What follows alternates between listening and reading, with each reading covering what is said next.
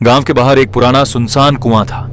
लोग कहते थे कि वो कुआं बहुत सालों से सूखा पड़ा है, लेकिन असली वजह कोई नहीं जानता था। दिन में तो कोई कोई वहां से गुजर जाता, लेकिन रात होते ही उस रास्ते पर सन्नाटा छा जाता। गांव के बुजुर्ग हमेशा बच्चों को चेतावनी देते, शाम के बाद उस कुएं के पास मत जाना, वहां कोई है। लेकिन जैसा होता है, कुछ लोग इन बातों को मजाक समझते हैं। एक दिन शहर से आया एक लड़का राहुल अपने दोस्तों के साथ गांव घूमने आया। रात को आग के पास बैठकर जब कुएं की कहानी सुनी तो वो हंस पड़ा। यह सब अंधविश्वास है, मैं अभी जाकर देखता हूं। दोस्तों ने बहुत रोका, लेकिन राहुल नहीं माना। रात के करीब 12 बजे वो अकेला टॉर्च लेकर कुएं की तरफ चल पड़ा। रास्ता सुनसान था, पेड़ों की परछाइयां अजीब आकृतियां बना रही थीं और हवा में एक ठंडी सिहरन थी। जैसे ही वो कुएं के पास पहुंचा, उसकी टॉर्च हल्की हल्की झपकने लगी। शायद बैटरी लो है, उसने कुएं में झांक कर देखा। अंदर सिर्फ अंधेरा था, लेकिन तभी छपाक, जैसे किसी ने पानी में पत्थर फेंका हो। राहुल चौंक गया, यह कैसे हो सकता है, कुआं तो सूखा है। तभी उसे कुएं के अंदर से किसी औरत के रोने की आवाज सुनाई दी, बचाओ, मुझे बाहर निकालो।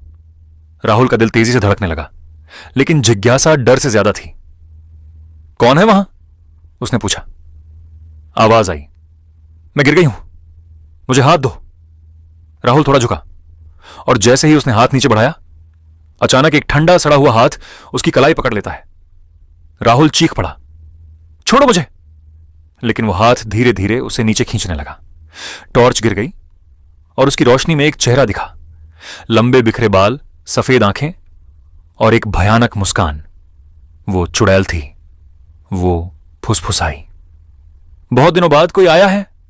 राहुल पूरी ताकत से खुद को छुड़ाने लगा और किसी तरह हाथ झटक कर पीछे गिर पड़ा। डर के मारे वो भागा, बिना पीछे देखे। गांव पहुंचकर वो बेहोश हो गया। सुबह जब होश आया तो उसकी कलाई पर गहरे नाखूनों के निशान थे। बुजुर्गों ने उसे बताया, सालों पहले एक औरत उस कुएं में गिर गई थी और किसी ने उसे बचाया नहीं। तब से उसकी आत्मा वहां भटकती है और जो भी मदद करने जाता है उसे नीचे खींच लेती है। राहुल ने कसम खाई कि वो कभी उस कुएं के पास नहीं जाएगा। लेकिन असली डरावनी बात तो अभी बाकी थी। उस रात जब वो सो रहा था, उसे फिर वही आवाज सुनाई दी, तुम बच गए, लेकिन मैं तुम्हें ढूंढ लूंगी। और खिड़की के बाहर उसी चुड़ैल का चेहरा मुस्कुरा रहा था।